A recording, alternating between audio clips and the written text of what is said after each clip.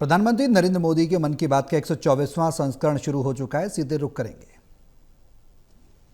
Olympiad होगा। एक तरह से देखें तो भारत अब ओलंपिक और ओलंपियाड दोनों के लिए आगे बढ़ रहा है। मेरे प्यारे देशवासियों, हम सभी को गर्व से भर देने वाली एक और खबर आई है यूनेस्को से। यूनेस्को ने 12 मराठा किलों को वर्ल्ड हेरिटेज साइट्स के रूप में मान्यता दी है। 11 किले महाराष्ट्र में, एक किला तमिलनाडु में। हर किले से इतिहास का एक एक पन्ना जुड़ा है। हर पत्थर एक ऐतिहासिक घटना का गवाह है। सल्लेर का किला, जहां मुगलों की हार हुई, शिवनेरी, जहां छत्रपति शिवाजी महाराज का जन्म हुआ, किला ऐसा जिसे दुश्मन भेद न सके। खांदेरी का किला, समुद्र के बीच बना अद्भुत किला। दुश्मन उन्हें रोकना चाहते थे, लेकिन शिवाजी महाराज ने असंभव को संभव करके दिखा दिया। प्रतापगढ़ का किला, जहां अफजल खान पर जीत हुई, उस गाथा की गूंज आज भी किले की दीवारों में समाई है।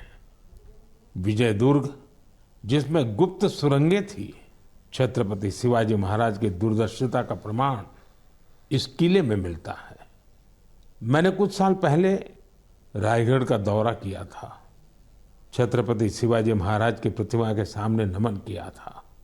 यह अनुभव जीवन भर मेरे साथ रहेगा।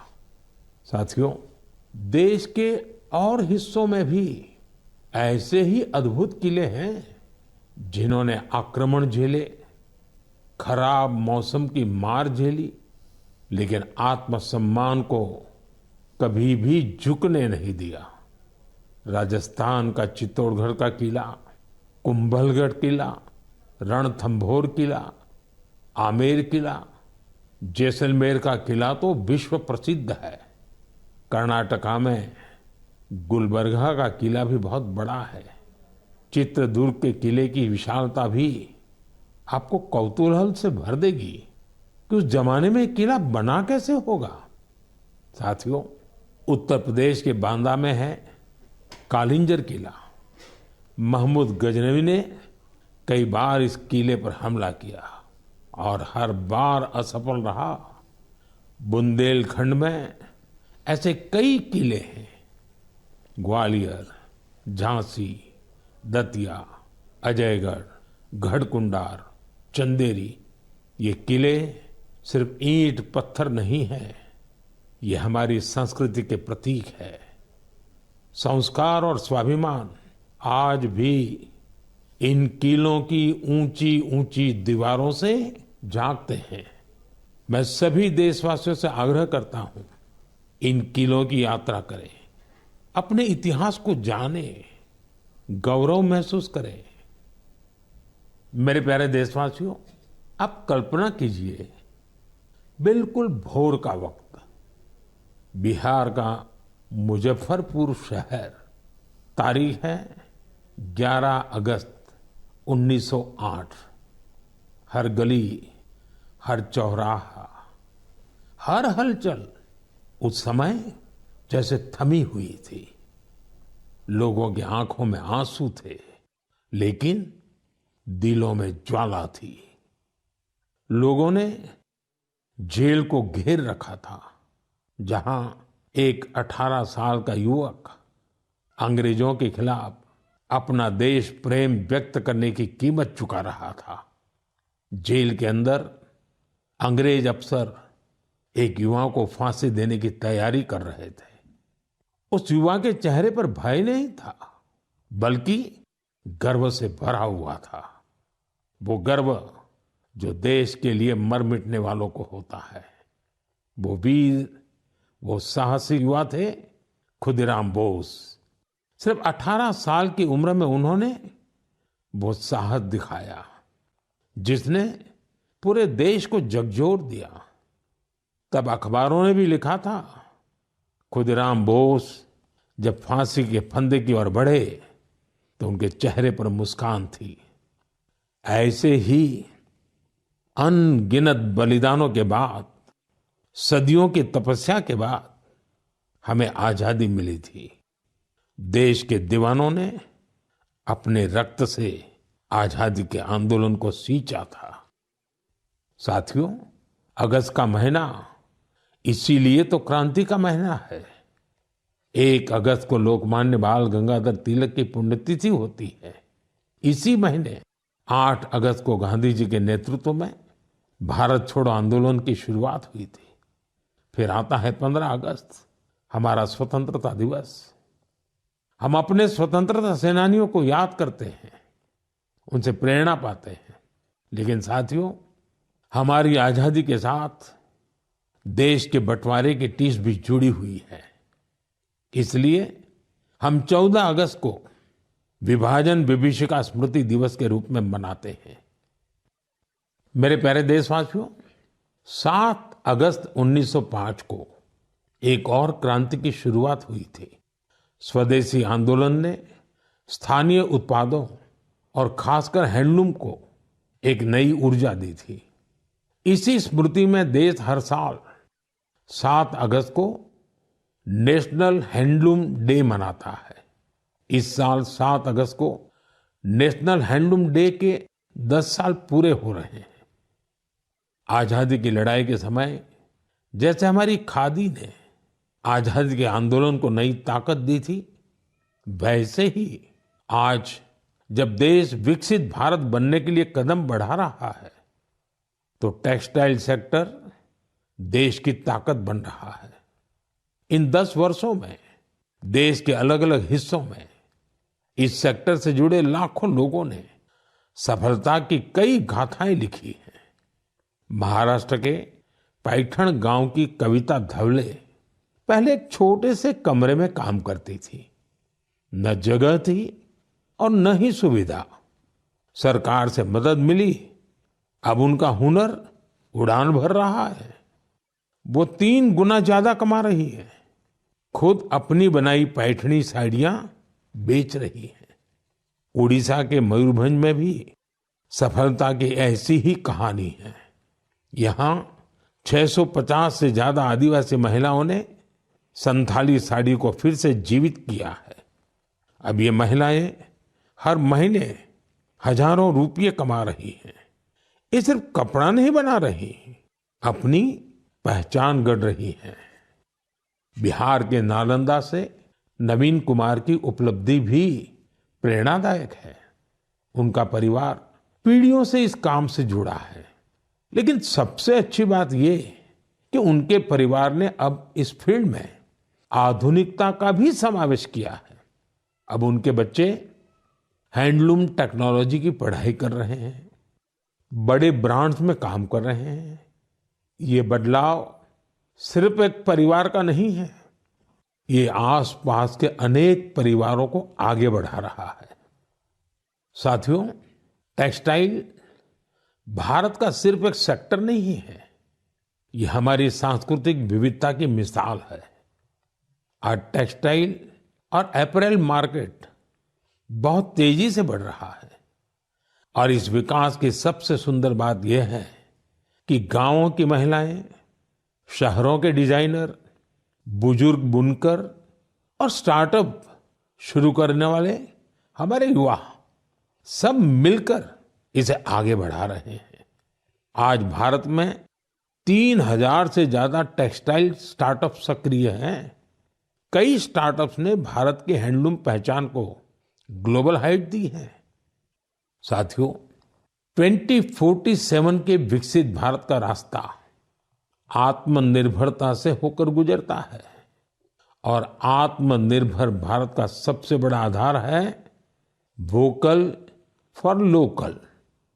जो चीजें भारत में बनी हो, जिसे बनाने में किसी भारतीय का पसीना बहा हो, वही खरीदे और वही बेचे, ये हमारा संकल्प होना चाहिए। मेरे प्यारे देशवासियों, भारत की विविधता की सबसे खूबसूरत झलक हमारे लोकगीतों और परंपराओं में मिलती है और इसी का हिस्सा होता है हमारे भजन और हमारे कीर्तन। लेकिन क्या आपने कभी सुना है कि कीर्तन के जरिए फॉरेस्ट फायर के प्रति लोगों को जागरूक किया जाए? शायद आपको विश्वास न हो, लेकिन ओडिशा के क्योंझर जिले में एक अद्भुत कार्य हो रहा है।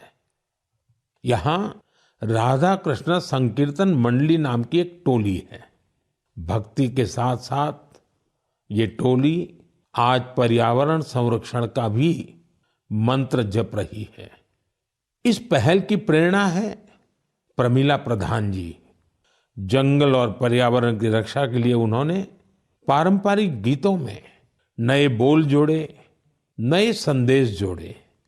उनकी टोली गांव-गांव गई, गीतों के माध्यम से लोगों को समझाया कि जंगल में लगने वाली आग से कितना नुकसान होता है। ये उदाहरण हमें याद दिलाता है कि हमारी लोक परंपराएं कोई बीते युग की चीज नहीं है। इनमें आज भी समाज को दिशा देने की शक्ति है। मेरे प्यारे देशवासियों, भारत की संस्कृति का बहुत बड़ा आधार हमारे त्योहार और परंपराएं हैं। लेकिन हमारी संस्कृति की जीवंतता का एक और पक्ष है। ये पक्ष है अपने वर्तमान और अपने इतिहास को डॉक्यूमेंट करते रहना। हमारी असली ताकत वो ज्ञान है जिसे सदियों से पांडुलिपियां, मैन्युस्क्रिप्ट के रूप में सहेजा गया है। इन पांडुलिपियों में विज्ञान है, चिकित्सा की पद्धतियां हैं, संगीत है, दर्शन है और सबसे बड़ी बात वो सोच है जो मानवता के भविष्य को उज्जवल बना सकती है। साथियों, ऐसे असाधारण ज्ञान को, इस विरासत को सहेजना हम सबकी जिम्मेदारी है। हमारे देश में हर कालखंड में कुछ ऐसे लोग हुए हैं जिन्होंने इसे अपनी साधना बना लिया। ऐसे ही एक प्रेरणादायक व्यक्तित्व है मणि मारन जी, जो तमिलनाडु के तंजावुर से हैं। उन्हें लगा कि अगर आज की पीढ़ी तमिल पांडुलिपियां पढ़ना नहीं सीखेगी तो आने वाले समय में ये अनमोल धरोहर खो जाएगी। इसलिए उन्होंने शाम को कक्षाएं शुरू की, जहां छात्र, नौकरी पेशा युवा, रिसर्चर सब यहां आकर के सीखने लगे। मणि मारन जी ने लोगों को सिखाया कि तमिल सुवड़ियल यानी पाम लीफ मैन्युस्क्रिप्ट को पढ़ने और समझने की विधि क्या होती है। आज अनेकों प्रयासों से कई छात्र इस विधा में पारंगत हो चुके हैं। कुछ स्टूडेंट्स ने तो इन पांडुलिपियों के आधार पर ट्रेडिशनल मेडिसिन सिस्टम पर रिसर्च भी शुरू कर दी है। साथियों, सोचिए, अगर ऐसा प्रयास देश भर में हो तो हमारा पुरातन ज्ञान केवल दीवारों में बंद नहीं रहेगा, वो नई पीढ़ी की चेतना का हिस्सा बन जाएगा। इसी सोच से प्रेरित होकर भारत सरकार ने इस वर्ष के बजट में एक ऐतिहासिक पहल की घोषणा की है, ज्ञान भारतम मिशन। इस मिशन के तहत प्राचीन पांडुलिपियों को डिजिटाइज किया जाएगा। फिर एक नेशनल डिजिटल रिपोजिटरी बनाई जाएगी, जहां दुनिया भर के विद्यार्थी, शोधकर्ता भारत की ज्ञान परंपरा से जुड़ सकेंगे। मेरा भी आप सबसे आग्रह है, अगर आप किसी ऐसे प्रयास से जुड़े हैं या जुड़ना चाहते हैं तो MyGov या संस्कृति मंत्रालय से जरूर संपर्क कीजिएगा, क्योंकि यह केवल पांडुलिपियां नहीं है, यह भारत की आत्मा के वो अध्याय हैं जिन्हें हमें आने वाली पीढ़ियों को पढ़ाना है। मेरे प्यारे देशवासियों, अगर आपसे पूछा जाए कि आपके आसपास कितनी तरह के पक्षी हैं, चिड़िया है, तो आप क्या कहेंगे?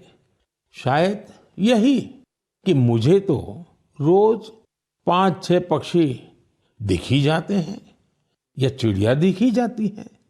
कुछ जानी पहचानी होती हैं, कोई अनजानी, लेकिन ये जानना बहुत दिलचस्प होता है कि हमारे आसपास पक्षियों की कौन कौन सी प्रजातियां रहती हैं। हाल ही में एक ऐसा ही शानदार प्रयास हुआ है। जगह है असम का काजीरंगा नेशनल पार्क। वैसे तो ये इलाका अपने राइनोज, गैंडों के लिए मशहूर है, लेकिन इस बार चर्चा का विषय बना है यहाँ के घास के मैदान और उनमें रहने वाली चिड़िया। यहाँ पहली बार ग्रासलैंड बर्ड सेंसस हुआ है। आप जानकर खुश होंगे, इस सेंसस की वजह से पक्षियों की 40 से ज्यादा प्रजातियों की पहचान हुई है। इनमें कई दुर्लभ पक्षी शामिल हैं। आप सोच रहे होंगे, इतने पक्षी कैसे पहचान में आए? इसमें टेक्नोलॉजी ने कमाल किया। सेंसस करने वाली टीम ने आवाज रिकॉर्ड करने वाले यंत्र लगाए, फिर कंप्यूटर से उन आवाजों का विश्लेषण किया, एआई का उपयोग किया। सिर्फ आवाजों से ही पक्षियों की पहचान हो गई, वो भी बिना उन्हें डिस्टर्ब किए। सोचिए, टेक्नोलॉजी और संवेदनशीलता जब एक साथ आते हैं तो प्रकृति को समझना कितना आसान और गहरा हो जाता है। हमें ऐसे प्रयासों को बढ़ावा देना चाहिए ताकि हम अपनी जैव विविधता को पहचान सकें और अगली पीढ़ी को भी इसे जोड़ सकें। मेरे प्यारे देशवासियों, कभी कभी सबसे बड़ा उजाला वहीं से फूटता है जहां अंधेरे ने सबसे ज्यादा डेरा जमाया हो। ऐसा ही एक उदाहरण है झारखंड के गुमला जिले का। एक समय था जब ये इलाका माओवादी हिंसा के लिए जाना जाता था। बासिया ब्लॉक के गांव वीरान हो रहे थे। लोग डर के साये में जीते थे। रोजगार की कोई संभावना नजर नहीं आती थी। जमीनें खाली पड़ी थी और नौजवान पलायन कर रहे थे। लेकिन फिर बदलाव की एक बहुत ही शांत और धैर्य से भरी हुई शुरुआत हुई। ओम प्रकाश साहू जी नाम के एक युवक ने हिंसा का रास्ता छोड़ दिया। उन्होंने मछली पालन शुरू किया, फिर अपने जैसे कई साथियों को भी इसके लिए प्रेरित किया। उनके इस प्रयास का असर भी हुआ। जो पहले बंदूक थामे हुए थे, अब मछली पकड़ने वाला जाल थाम चुके हैं। साथियों, ओम प्रकाश साहू जी की शुरुआत आसान नहीं थी। विरोध हुआ, धमकियां मिली, लेकिन हौसला नहीं टूटा। जब प्रधानमंत्री मत्स्य संपदा योजना आई तो उन्हें नई ताकत मिली, सरकार से ट्रेनिंग मिली, तालाब बनाने में मदद मिली और देखते देखते गुमला में मत्स्य क्रांति का सूत्रपात हो गया। आज बासिया ब्लॉक के 150 से ज्यादा परिवार मछली पालन से जुड़ चुके हैं। कई तो ऐसे लोग हैं जो कभी नक्सली संगठन में थे, अब वे गांव में ही सम्मान से जीवन जी रहे हैं और दूसरों को रोजगार दे रहे हैं। गुमला की यह यात्रा हमें सिखाती है, अगर रास्ता सही हो और मन में भरोसा हो तो सबसे कठिन परिस्थितियों में भी विकास का दीप जल सकता है। मेरे प्यारे देशवासियों, क्या आप जानते हैं ओलंपिक के बाद सबसे बड़ा खेल आयोजन कौन सा होता है? इसका उत्तर है world police and fire games. दुनिया भर के पुलिसकर्मी, फायर फाइटर्स, सिक्योरिटी से जुड़े लोग, उनके बीच होने वाला स्पोर्ट्स टूर्नामेंट। इस बार यह टूर्नामेंट अमेरिका में हुआ और इसमें भारत ने इतिहास रच दिया। भारत ने करीब करीब 600 मेडल जीते। 71 देशों में हम टॉप 3 में पहुंचे। उन वर्दीधारियों की मेहनत रंग लाई जो दिन रात देश के लिए खड़े रहते हैं। हमारे ये साथी अब खेल के मैदान में भी झंडा बुलंद कर रहे हैं। मैं सभी खिलाड़ियों और कोचिंग टीम को बधाई देता हूं। वैसे आपके लिए ये भी जानना दिलचस्प होगा कि 2029 में ये गेम्स भारत में होंगे। दुनिया भर से खिलाड़ी हमारे देश आएंगे। हम उन्हें भारत की मेहमान नवाजी दिखाएंगे, अपनी खेल संस्कृति से परिचय कराएंगे। साथियों, बीते दिनों मुझे कई यंग एथलीट्स और उनके पेरेंट्स के संदेश मिले हैं। इनमें खेलो भारत नीति 2025 की खूब सराहना की गई है। इस नीति का लक्ष्य साफ है, भारत को स्पोर्टिंग सुपर पावर बनाना। गांव, गरीब और बेटियां इस नीति की प्राथमिकता है। स्कूल और कॉलेज अब खेल को रोजमर्रा की जिंदगी का हिस्सा बनाएंगे। खेलों से जुड़े स्टार्टअप्स, चाहे वो स्पोर्ट्स मैनेजमेंट हो या मैन्युफैक्चरिंग से जुड़े हो, उनकी हर तरह से मदद की जाएगी। सोचिए, जब देश का युवा खुद के बनाए रैकेट, बैट और बॉल के साथ खेलेगा तो आत्मनिर्भरता के मिशन को कितनी बड़ी ताकत मिलेगी। साथियों, खेल टीम स्पिरिट पैदा करते हैं। ये फिटनेस, आत्मविश्वास और एक मजबूत भारत के निर्माण का रास्ता है। इसलिए खूब खेलिए, खूब खेलिए। मेरे प्यारे देशवासियों, कुछ लोगों को कभी कभी कोई काम नामुमकिन सा लगता है क्या ये भी हो पाएगा। लेकिन जब देश एक सोच पर एक साथ आ जाए तो असंभव भी संभव हो जाता है। स्वच्छ भारत मिशन इसका सबसे बड़ा उदाहरण है। जल्द ही इस मिशन को 11 साल पूरे होंगे, लेकिन इसकी ताकत और इसकी जरूरत आज भी वैसी ही है। इन 11 वर्षों में स्वच्छ भारत मिशन एक जन आंदोलन बना है। लोग इसे अपना फर्ज मानते हैं और यही तो असली जनभागीदारी है। साथियों, हर साल होने वाले स्वच्छ सर्वेक्षण ने इस भावना को और बढ़ाया है।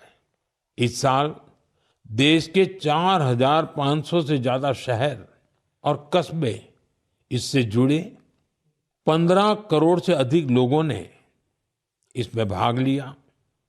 ये कोई सामान्य संख्या नहीं है, ये स्वच्छ भारत की आवाज है।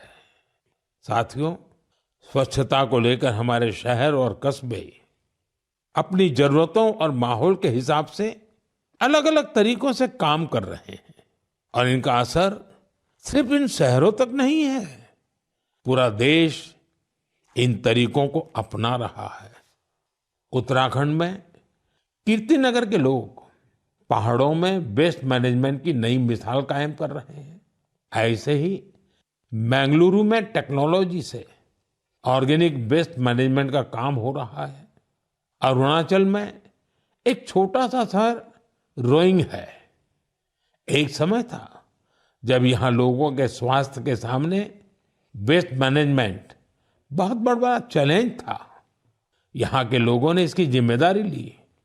ग्रीन रोइंग इनिशिएटिव शुरू हुआ और फिर रिसाइकल वेस्ट से एक पूरा पार्क बना दिया गया। ऐसे ही कराड़ में, विजयवाड़ा में वाटर मैनेजमेंट के कई नए उदाहरण बने हैं। अहमदाबाद में रिवर फ्रंट पर सफाई ने भी सबका ध्यान खींचा है। साथियों, भोपाल की एक टीम का नाम है सकारात्मक सोच। इसमें 200 महिलाएं हैं। ये सिर्फ सफाई नहीं करती, सोच भी बदलती है।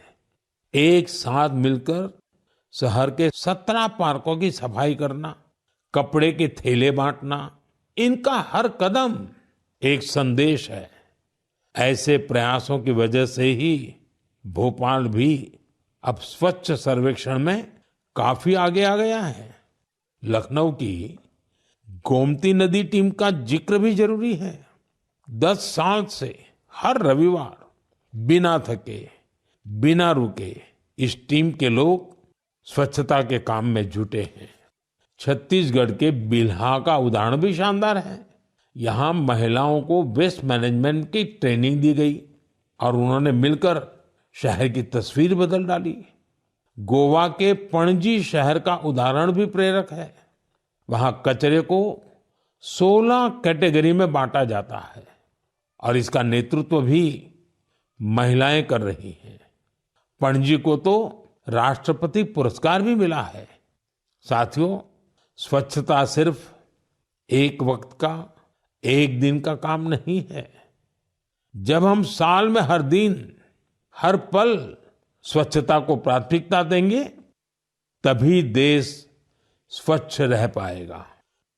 साथियों, सावन की फुहारों के बीच देश एक बार फिर त्योहारों की रौनक से सजने जा रहा है। आज हरियाली तीज है, फिर नागपंचमी और रक्षाबंधन, फिर जन्माष्टमी, हमारे नटखट कान्हा के जन्म का उत्सव। ये सभी पर्व यहाँ हमारी भावनाओं से जुड़े हैं। ये हमें प्रकृति से जुड़ाव और संतुलन का भी संदेश देते हैं। आप सभी को इन पावन पर्वों की ढेर सारी शुभकामनाएं।